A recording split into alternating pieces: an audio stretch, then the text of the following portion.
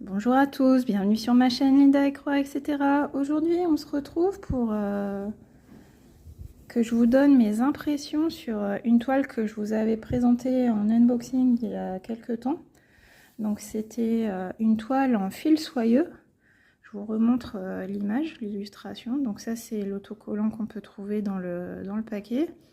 Donc des jolis pans, un couple de pans en fil soyeux avec une cascade et des jolies fleurs en fond. Donc cette toile, je l'avais reçue en partenariat avec One Day Saving. Donc si vous voulez retrouver le déballage complet, la vidéo est disponible dans ma playlist déballage unboxing. Donc c'est partenariat numéro 2 One Day Saving. Et puis de toute façon, vous avez la petite image en miniature de la vidéo. Et donc je vous rappelle les caractéristiques de cette toile. Donc c'est une toile Mona Lisa en 11 ECT en fil soyeux qui mesure 50 sur 87 cm et elle est au prix de 19,39 $ sur la boutique One Day Saving. Je vous mets le lien de la toile, de la boutique et des toiles Mona Lisa en barre de description. Et puis je vous rappelle que j'ai un petit code de réduction de 10% si vous avez envie de craquer sur la boutique, c'est Linda 10 off. Donc moi ça me rapporte rien, juste que vous avez vu ma vidéo et que c'est par mon biais que vous êtes allé sur la boutique faire vos achats, mais moi je touche rien là-dessus, c'est juste pour vous faire bénéficier d'une réduction en tant qu'abonné de ma chaîne. Donc voilà, 10% de réduction. Et puis dans la dernière vidéo de déballage, je vous avais dit que je vous ferais part de mes impressions parce que moi c'est la première fois que j'avais une toile en fil soyeux. Et donc regardez, déjà je vous les ai étalés ici pour que vous voyez la brillance et puis la douceur. C'est vraiment des fils, ça fait penser à du satin en fait, les pyjamas en satin tout doux. Voilà, donc c'est très doux.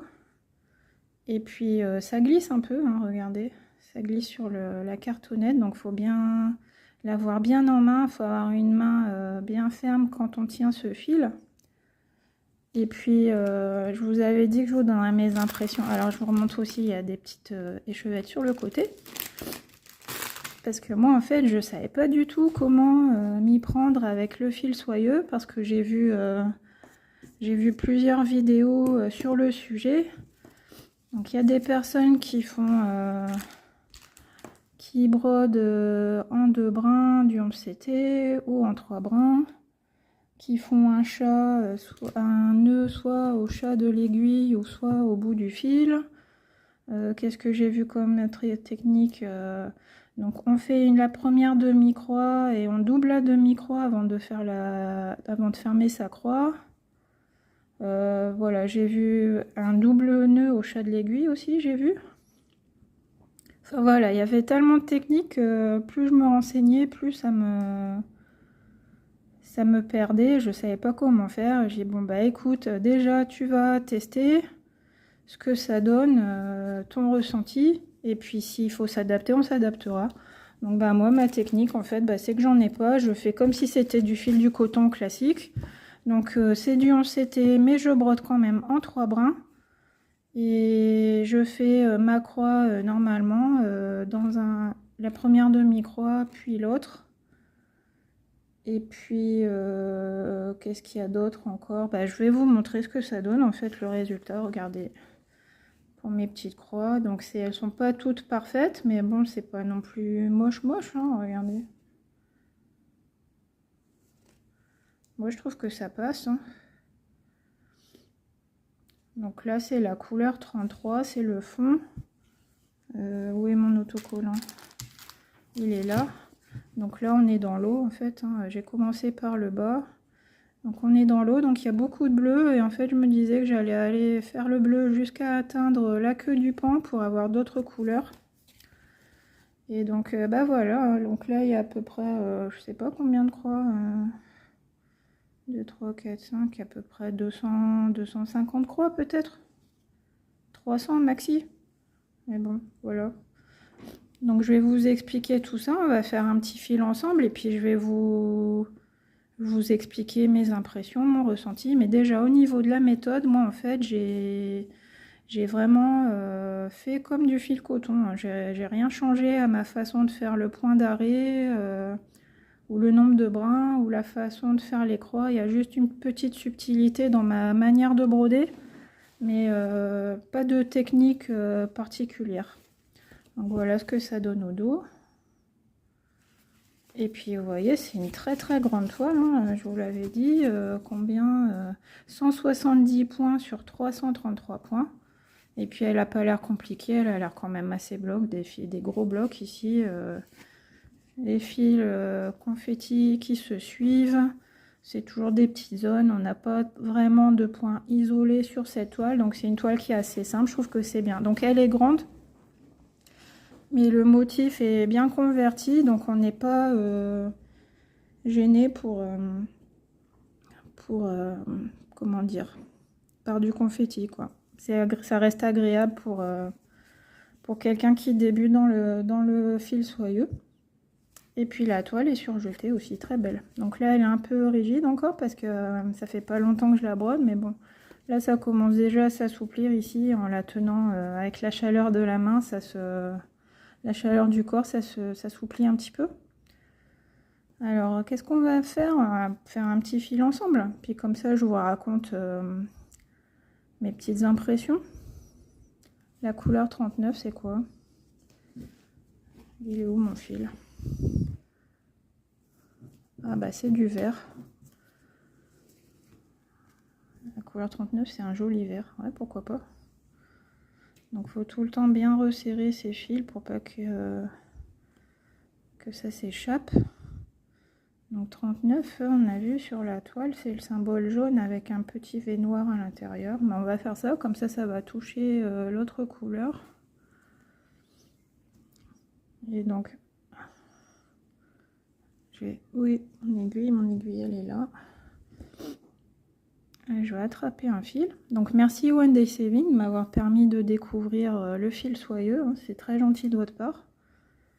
Et puis bah c'est sympa, c'est vraiment d'une douceur incroyable. Alors regardez le fil là, à peine on le sort de la cartonnette, il est déjà en train de se dédoubler de s'effilocher.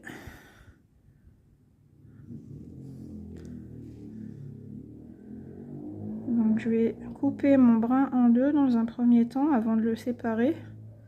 Parce que sinon ça fait des grosses... Donc, vous voyez, je prends mon fil, je le plie en deux. Et puis je vais le couper. Parce qu'une grande longueur de fil, c'est pas possible, ça va s'en mêler, ça va faire un nœud. Je vais même pas réussir à séparer mes brins. Donc je préfère pas prendre le risque.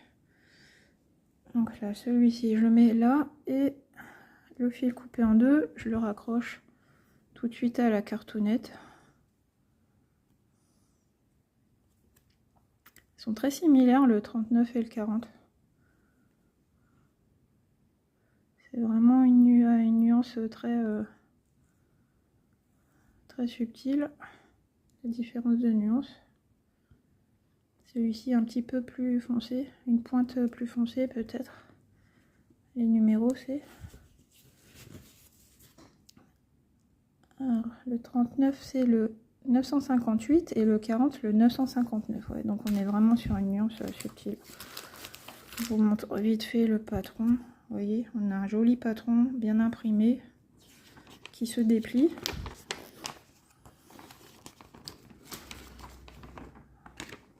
Donc on a 4 parties de ce côté, 4 parties de l'autre côté. Et la légende qui est répétée sur les deux faces de la feuille. Donc on a 45 couleurs. Et après, le symbole qui est sur le patron est différent du symbole de la toile. Vous voyez, là, on va faire la couleur 39. Donc je vous avais dit, la couleur 39, c'est un symbole jaune avec un petit V noir. Et ici, le symbole 39, c'est une espèce de petite note de musique sur fond vert. Parce qu'en fait, sur le patron, on a les couleurs réelles. Et pas les couleurs, les symboles estampés. On a vraiment les couleurs réelles, donc on a d'autres symboles. Et au niveau de la toile, on se situe ici. Là, j'ai fait ça pour l'instant. Et puis là, on va arriver sur la queue du pan.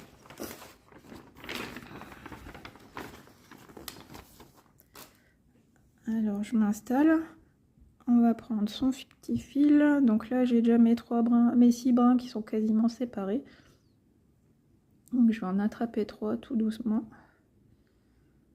Vous voyez, ça se sépare tout seul tellement le fil est glissant. Hop.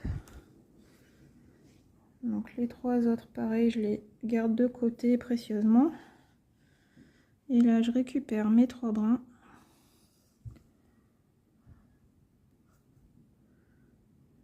Donc là j'ai un brin, 2 brins.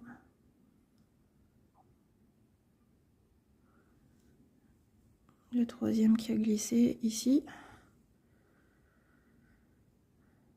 Donc j'essaye de les mettre au même niveau.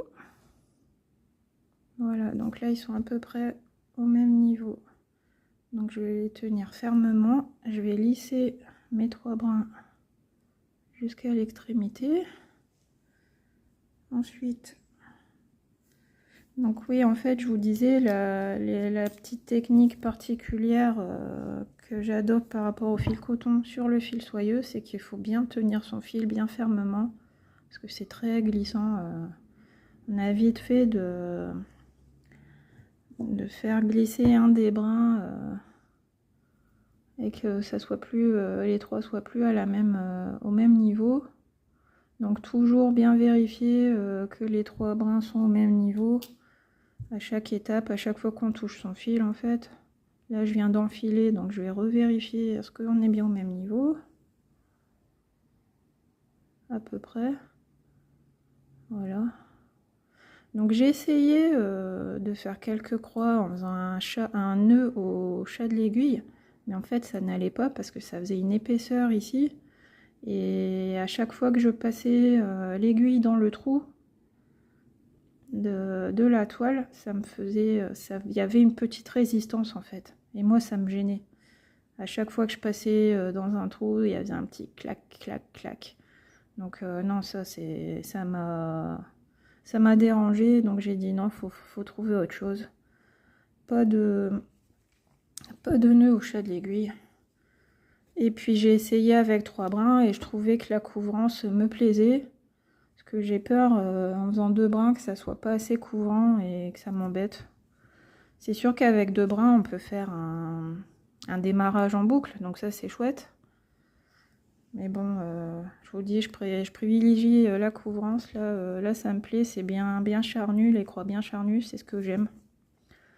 Donc non, j'allais partir ici, mais non, c'est le numéro 39, Linda. Donc par où je vais aller? Bon, on va partir comme ça. Donc en fait ce qui se passe, je fais mon démarrage pareil comme d'hab, hein. Donc là je pense que mes fils ont dû bouger, donc là je vais passer mon fil et après je vais vérifier si tout est au même niveau. Il y en a un qui est un petit peu plus court. Donc là, ça a l'air d'aller. Je vous montre. Hop. Ah, il y en a un qui est passé. On recommence.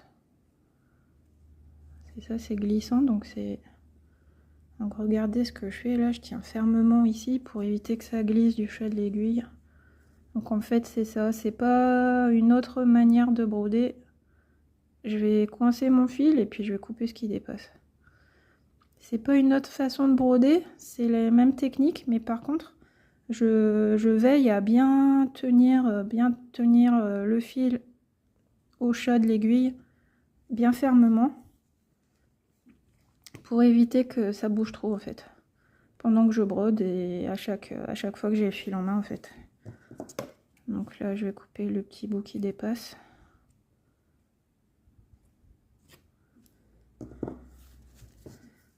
Là j'ai bloqué mon fil, donc c'est ça. Déjà une première chose, c'est la façon de tenir l'aiguille. Je la tiens plutôt avec mon doigt, je la tiens bien au niveau du chat pour bien maintenir mes brins. Donc là j'ai passé mon fil, j'ai fait mon point d'arrêt, je vais vérifier que tout est bien au même niveau, ouais, ça a l'air d'aller. Donc là, je vous remontre, je tiens comme ça en fait mon aiguille. Avec du fil coton, j'aurais pu la tenir ailleurs, mais avec le fil soyeux, je la tiens vraiment au niveau du chat. Je bloque avec mes doigts, vous voyez, comme ça en fait. Comme ça, quand je passe dans le trou, je tiens mon aiguille comme ça. Comme ça, le fil est bloqué entre... il est dans le chat de l'aiguille, mais il est bloqué avec mes doigts. Et donc, je fais ça. Quand je la récupère de l'autre côté, pareil, tout de suite, je mets mon index, mon majeur, pardon. Et vous voyez, là, je serre le fil entre l'aiguille et mon doigt. Comme ça, ça passe à travers. Mais ici, c'est bloqué. Là, il se balade pas dans tous les sens, mon fil, il est bloqué, voyez.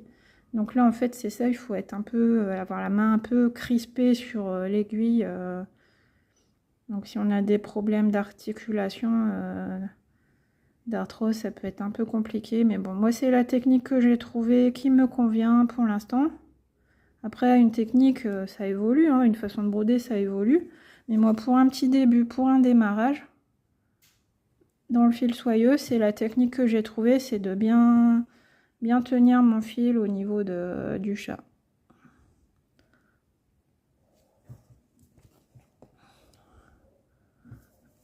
Et puis une autre chose aussi que j'ai remarqué, c'est que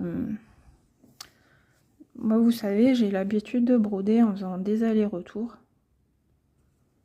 Et donc là, avec le fil soyeux, je trouve que quand je travaille en aller-retour, les croix sont moins jolies. Donc là, un petit truc qui me... J'essaierai de... Je vais faire les croix en violet plus tard pour masquer le petit bout de fil qu'on voit là. Vous voyez, on a des petits cheveux de troll. Hein. Je ne sais pas si vous vous rappelez les trolls. Les petites figurines de mon enfance. Et donc, en fait, ce que je vous disais, oui, c'est que là, je ne travaille pas en aller-retour. Je travaille vraiment en croix par croix. Parce que quand si j'ai essayé, je brode en aller-retour. Donc, je fais mon aller. Excusez le bruit de la circulation. Quand je fais toutes mes demi-croix et qu'après je veux faire le retour, les autres demi-croix, et ben je trouve que mes croix sont moins jolies. Parce qu'en fait le fil il tourne sur lui-même. Il fait un peu une spirale, oui. Donc le fait de faire l'aller et le retour, ça entortille le fil sur lui-même et après c'est pas joli. Vous voyez là, on a bien des croix bien plates. Et si je fais un aller, que je fais le retour, ça va, vous allez voir que le fil va être un petit peu torsadé, entortillé sur lui-même. Et c'est pas très beau.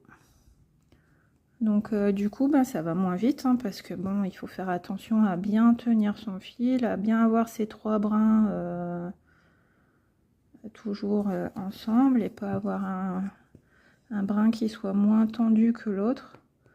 Donc c'est ça l'histoire. L'histoire c'est de bien tenir son fil à l'œil pour qu'il soit bien une tension régulière du fil. Là c'est un peu compliqué pour moi parce que je filme avec l'écran entre la toile et mes yeux. C'est toujours un peu compliqué en vidéo, c'est moins simple que quand on brode sans filmer. Et bon, voilà, ben, vous avez compris le principe.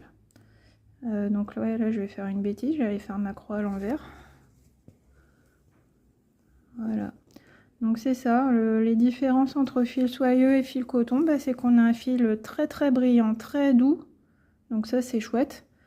Mais du coup, bah, il est très glissant aussi. Donc faut faire attention de bien le maîtriser, qu'il n'y ait pas un fil qui glisse et qui se sépare des autres quand on brode.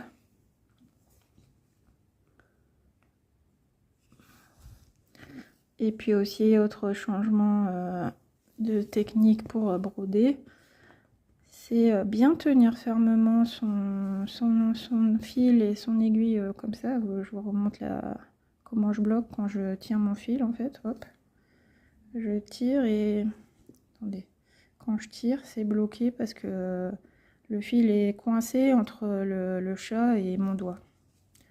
Donc je fais ça à chaque fois que je récupère mon aiguille de l'autre côté.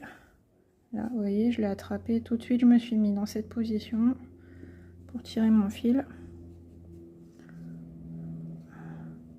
Et puis vérifier quand on a fait sa croix que les 3 brins sont bien tendus correctement.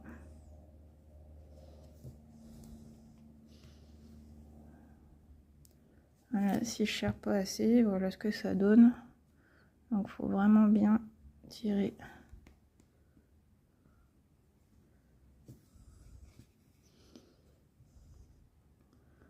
Donc du coup c'est un peu plus long parce qu'il faut faire attention à beaucoup de choses. De temps en temps regarder derrière si on n'a pas fait une petite une petite pelote involontaire avec un nœud. Mais c'est vrai que là du coup ça fait moins de nœuds. J'ai remarqué que le fil fait moins de nœuds que le fil coton. Mais par contre ça glisse plus. Alors où je vais aller maintenant? À gauche. Ouais. Et donc là, je vous ai dit, je prends un fil, je le coupe en 2. Ensuite, je sépare 3 brins pour broder. Et donc ça me fait un demi-fil. Avec ça, j'ai compté, je fais 40 croix à peu près. Entre 39 et 41 croix. Donc ça veut dire qu'avec un fil soyeux complet de la cartonnette, on peut faire 100... Attendez. Alors 40 plus 40, 80, 160 croix avec un fil. 4 aiguillés, 160 croix.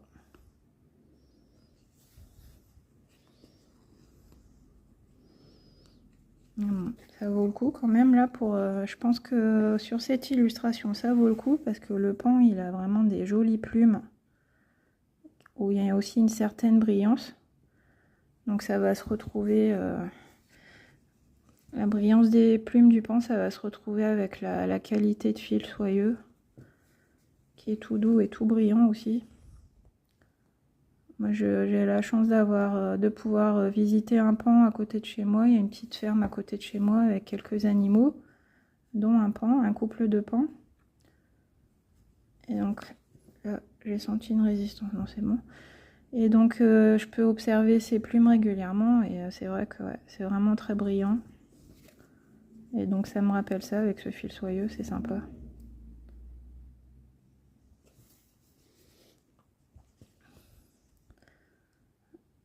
Donc je vais vous laisser, donc j'espère que cette vidéo vous a plu. Si le cœur vous en dit, n'hésitez pas à aller faire un petit tour sur la boutique Wendy Saving. Vous avez le lien de la boutique de la toile en commentaire. Mon petit code promo Linda 10 off si vous voulez faire des économies et puis bénéficier de 10% de réduction. Et puis on retrouve cette toile très bientôt sur la chaîne. Je vous montrerai mes avancées régulières. Et puis moi je vais continuer un petit peu encore, je vais terminer mon fil. Et je vous montre ce que ça donne de plus près. Voilà, donc c'est peut-être pas parfait, hein. Je vois certaines croix qui sont un petit peu irrégulières, mais bon, c'est le démarrage, c'est le début. Sur le reste, sur l'ensemble de la toile, je pense que je vais me perfectionner et puis que je serai plus habile pour broder et que ça ira mieux. Mais bon, là, ça prend un petit peu de temps. J'espère que cette vidéo vous a plu. Je vous remontre une dernière fois la petite image de la toile du pan. Donc aujourd'hui, on était à ce niveau-là, dans l'eau et commencer la plume de sa queue. Donc voilà, très joli. Les fleurs aussi, ça va être beau là avec toutes ces couleurs. Donc je vais essayer d'avancer un petit peu cette toile et puis de vous montrer mes avancées régulièrement pour continuer de vous donner mon avis et puis que vous fassiez une idée du rendu. Donc voilà, merci encore One Day Saving. Et puis merci à vous de me regarder. Je vous souhaite une belle journée, une belle soirée. Et puis je vous fais de gros bisous et à très bientôt pour une prochaine vidéo. Bye bye.